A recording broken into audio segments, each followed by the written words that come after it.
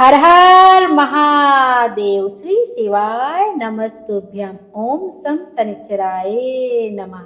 बोलो शनिदेव महाराज की जय। आप सभी कमेंट में हर हर महादेव अवश्य लिखिएगा।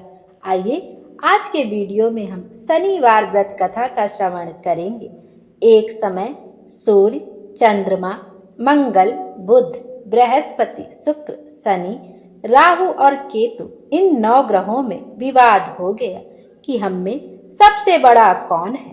जब आपस में कोई निश्चय ना हो सका तब सब देवराज इंद्र के पास गए और कहने लगे कि आप सब देवताओं के राजा हैं, इसलिए आप हमारा न्याय करके बताएं कि हम 9 ग्रहों में सबसे बड़ा कौन है। राजा इंद्र इनका प्रश्न सुनकर घबरा गए और कहने लगे कि मुझ में सामर्थ्य नहीं है जो किसी को बड़ा या छोटा बता सकूं। मैं अपने मुख से कुछ नहीं कह सकता। हाँ, एक उपाय हो सकता है। इस समय पृथ्वी पर राजा विक्रमादित्य बहुत बड़े न्याय करता है, अतः आप सब जाकर उनसे फैसला करा लो। यह सुनकर सभी ग्रह देवता चलकर भूलोक में राजा विक्रमादित्य की सभा में आकर उपस्थित हुए और अपना प्रश्न राजा के सामने रखा। राजा उनकी बात सुनकर बड़ी चिंता में पड़ गए कि मैं अपने मुख से किसको बड़ा और किसको छोटा बताऊं। जिसको भी छोटा बताऊंगा वही मुझ पर क्रोध करेगा।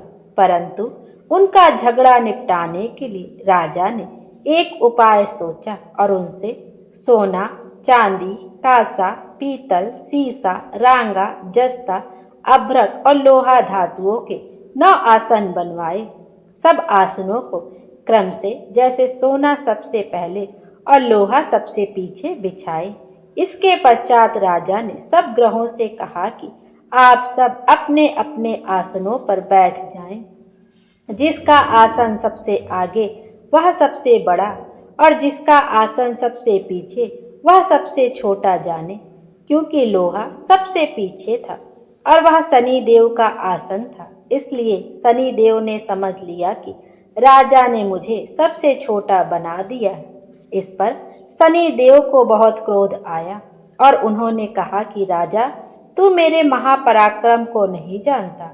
सूर्य एक राशि पर 1 महीना, चंद्रमा 2.25 दिन, मंगल 1.5 महीना, बृहस्पति 13 महीने, बुध और शुक्र 1 महीने, राहु और केतु दोनों उल्टे चलते हुए केवल 18 महीने रहते हैं। परंतु मैं एक राशि पर 2.5 और 7.5 साल तक रहता हूँ। बड़े बड़े देवताओं को भी मैंने भीषण दुख दिया है।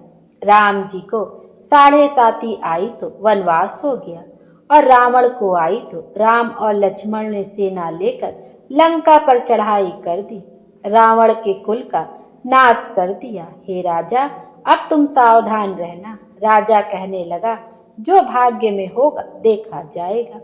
उसके बाद अन्य ग्रह तो प्रसन्नता के साथ चले गए, परंतु शनिदेव बड़े क्रोध के साथ वहां से सिधारे। कुछ काल व्यतीत होने पर जब राजा को 7.5 की दशा आई तो शनिदेव घोड़ों का सौदागर बनकर अनेक सुंदर घोड़ों सहित राजा की राजधानी में आए। जब राजा ने सौदागर के आने की खबर सुनी तो अपने अश्वपाल को अच्छे अच्छे घोड़े खरीदने की आज्ञा दी।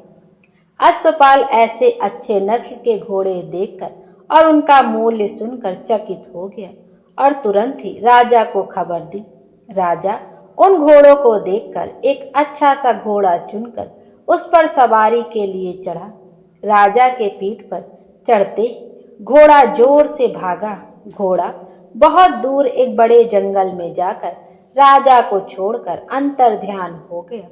इसके बाद राजा अकेला जंगल में भटकता रहा। बहुत देर के पश्चात राजा ने भूख और प्यास से दुखी होकर भटकते भटकते एक ग्वाले को देखा।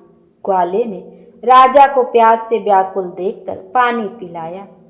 राजा की उंगली में एक अंगूठी थी, वह उसने निकालकर प्रसन्नता के साथ ग्वाले को दे दी और शहर की ओर चल दिया। राजा शहर में पहुंचकर एक सेठ की दुकान पर जाकर बैठ गया और अपने आप को उज्जैन का रहने वाला तथा अपना नाम बीका बतलाया। सेठ ने उसको कुलीन मनुष्य समझकर जल आदि पिलाया। भाग्यवश उस दिन सेठ की दुकान पर बिक्री बहुत अधिक हुई। तब सेठ उसको भाग्यवान पुरुष समझकर भोजन कराने के लिए अपने साथ ले गया। भोजन करते समय राजा ने एक आश्चर्य की बात देखी कि खूंटी पर हार लटक रहा है और वह खूंटी उस हार को निगल रही है। सेठ को कमरे में हार ना मिला तो सबने यही निश्चय किया कि सिवाय बीका के कोई और इस कमरे में आया ही नहीं, अतः अवश्य ही उसी ने हार चोरी किया है। 5-7 आदमी इकट्ठे होकर उसको फौजदार के पास ले गए। फौजदार ने उसको राजा के सामने उपस्थित कर दिया और कहा कि यह आदमी तो भला प्रतीत होता है, चोर नहीं मालूम होता, परंतु सेठ का कहना है कि इसके सिवाय और कोई घर में आया ही नहीं, अवश्य ही इसी ने चोरी की है। तब राजा ने आज्ञा दी कि इसके हाथ पैर काटकर इसे चौरंगिया किया जाए। राजा की आज्ञा का तुरंत पालन किया गया और बीका के हाथ पैर काट दिए गए। कुछ काल व्यतीत होने पर एक तेली उसको अपने घर ले गया। बीका कोल्हू पर बैठा हुआ अपनी जुबान से बैल हाँकता रहा। कुछ वर्षों में शनि की दशा समाप्त हो गई। एक रात को वह वर्षा ऋतु के समय मल्हार राग गाने लगा। उसका गाना सुनकर उस शहर के राजा की कन्या उस राग पर मोहित हो गई और दासी को खबर लाने के लिए भेजा कि शहर में कौन गाना गा रहा है। दासी सारे शहर में फिरती फिरती क्या देखती है कि एक तेली के घर में एक चौरंगिया राग गा रहा है। दासी ने महल में आकर राजकुमारी को सब वृतांत सुना दिया। बस उसी क्षण राजकुमारी ने यह प्रण कर लिया कि चाहे कुछ हो, मुझे इस चौरंगिया के साथ विवाह करना है। माता ने कहा, पगली, यह क्या बात कह रही है? तुझको किसी देश के बड़े राजा के साथ ब्याह जाएगा। कन्या कहने लगी कि माता जी, मैं अपना प्रण कभी नहीं तोड़ूंगी। माता ने चिंतित होकर यह बात राजा को बताई। जब महाराज ने भी आकर यही समझाया कि मैं अभी देश देशांतर में अपने दूत भेजकर सुयोग्य, रूपवान एवं बड़े से बड़े गुणी राजकुमार के साथ तुम्हारा विवाह करूंगा, ऐसी बात तुमको कभी नहीं विचारनी चाहिए। कन्या ने कहा, पिताजी, मैं अपने प्राण त्याग दूंगी, परंतु किसी दूसरे पुरुष से विवाह नहीं करूंगी। इतना सुनकर राजा ने क्रोध से कहा, यदि तेरे भाग्य में ऐसा ही लिखा है तो जैसी तेरी इच्छा हो वैसा ही कर। राजा ने तेली को बुलाकर कहा कि तेरे घर में जो चौरंगिया है उसके साथ में अपनी कन्या का विवाह करना चाहता हूँ। अपने घर जाकर विवाह की तैयारी करो। राजा ने उसी समय राजकुमारी का विवाह चौरंगिया विक्रमादित्य के साथ कर दिया। रात्रि को शनि देव ने विक्रमादित्य को स्वप्न दिया, राजा देखो, मुझको छोटा बतलाकर तुमने दुख उठाए। राजा ने क्षमा मांगी। शनि देव ने प्रसन्न होकर विक्रमादित्य को हाथ पैर दिए। तब राजा ने कहा, महाराज, मेरी एक प्रार्थना स्वीकार करें कि जैसा दुख आपने मुझे दिया ऐसा और किसी को ना दे।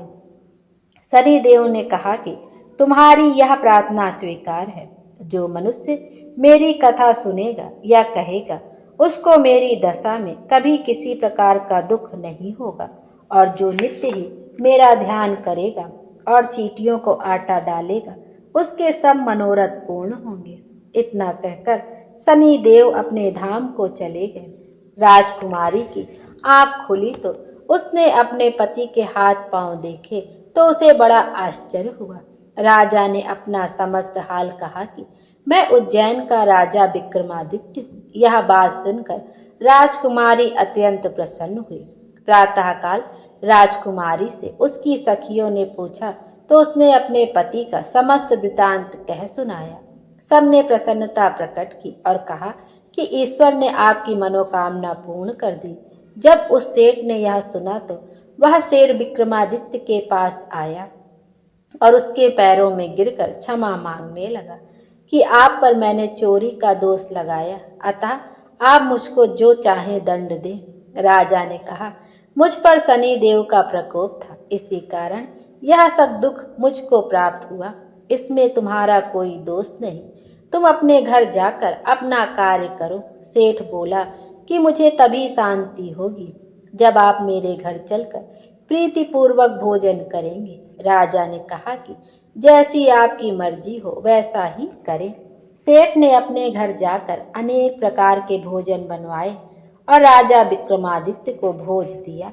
जिस समय वे भोजन कर रहे थे, एक अत्यंत आश्चर्य की बात सबको दिखाई दी। जो खूंटी पहले हार निगल गई थी, वह अब हार उगल रही है। जब भोजन समाप्त हो गया तो सेठ ने हाथ जोड़कर बहुत सी मोहरें राजा को भेंट की और कहा कि मेरे श्री कंवरी नामक एक कन्या है, उसका पाणी ग्रहण आप करें। इसके बाद सेठ ने अपनी कन्या का विवाह राजा के साथ कर दिया और बहुत सा दान दहेज आदि दिया। कुछ दिनों तक वहां निवास करने के पश्चात विक्रमादित्य ने शहर के राजा से कहा कि अब मेरी उज्जैन जाने की इच्छा है। राजा और सेठ से विदा लेकर राजकुमारी मनभावनी, सेठ की कन्या श्री कंवरी तथा दोनों जगह के दहेज में प्राप्त अनेक दास दासी और पालकियों सहित विक्रमादित्य उज्जैन की तरफ चले। जब शहर के निकट पहुंचे और पुरवासियों ने राजा के आने का संवाद सुना तो समस्त उज्जैन की प्रजा अगवानी के लिए आई।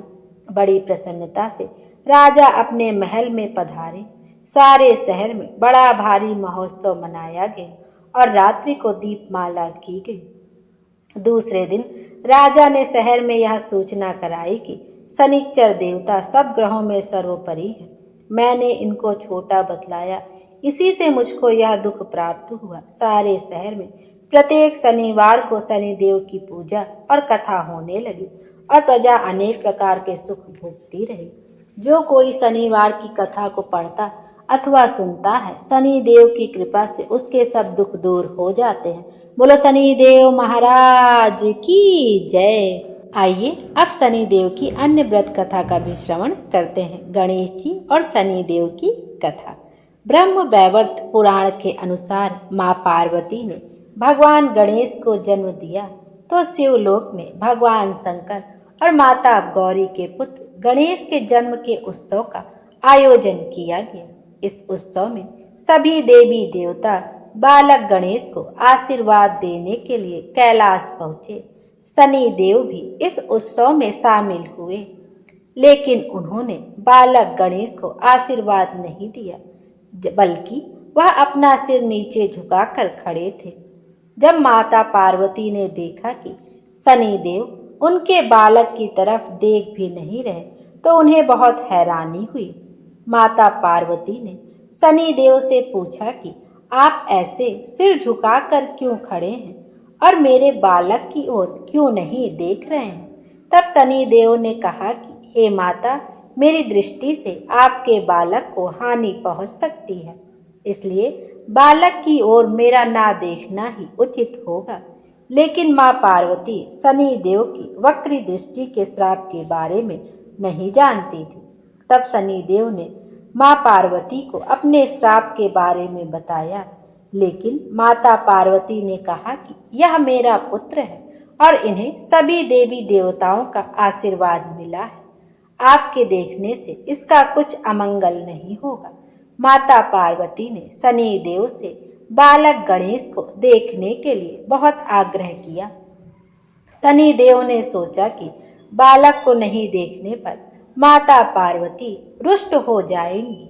ऐसा सोचकर उन्होंने बालक गणेश को देख लिया, लेकिन शनिदेव की दृष्टि पड़ते ही बालक गणेश का सिर धड़ से अलग होकर आकाश में उड़ गया। यह देख माता पार्वती बेहोश हो गई। तब भगवान विष्णु अपने वाहन गरुड़ पर सवार होकर निकल पड़े। उन्हें उत्तर दिशा की ओर पुष्पभद्रा नदी तट के पास एक हाथी का बालक दिखाई दिया। हथनी अपने नवजात शिशु के लेकर उत्तर दिशा में सिर करके सो रही थी। इसके बाद विष्णु जी ने अपने सुदर्शन चक्र से नवजात गज शिशु का मस्तक काट दिया और उसे लेकर कैलाश पर पहुँचे और इसके बाद बालक गणेश को गज शिशु का मस्तक लगाया गया। शनिदेव की वक्र दृष्टि से बालक गणेश का जीवन संकट में पड़ गया था, लेकिन गज शिशु का सिर लगते ही गणेश जी को दोबारा जीवन प्राप्त हुआ। बोलो शनिदेव महाराज की जय, गणेश जी महाराज की जय, माता पार्वती की जय, भोले बाबा की जय। ये अब शनिदेव की आरती का भी श्रवण कर लेते हैं। जय श्री शनिदेवा स्वामी, जय श्री शनिदेवा, कष्ट नवे नर पावत जो करते सेवा। जय श्री शनिदेवा, सूर्य के वाहन छाया के पूत, तुमसे विमुख जगत नहीं सुख पाता। जय श्री शनिदेवा, जय दुख भंजन, जय जय रविनंदन, सेवा करे जो तुम्हारी जग से तर जाता। जय श्री शनिदेवा, रावण दुष्ट महाबल सब जग है त्रासा, पड़ी दृष्टि तुम्हारी हुआ कुल नासा। जय श्री शनिदेवा, तेज अपार तुम्हारा अतुलित बलकारी, सबन देवन के देव सुनिए विनय हमारी। जय श्री शनिदेवा स्वामी, जय श्री शनिदेवा। बोलो शनिदेव महाराज की जय। शनिदेव हम सब की मनोकामना पूर्ण करें, हमारे जीवन को खुशियों से भर दे। Thank you.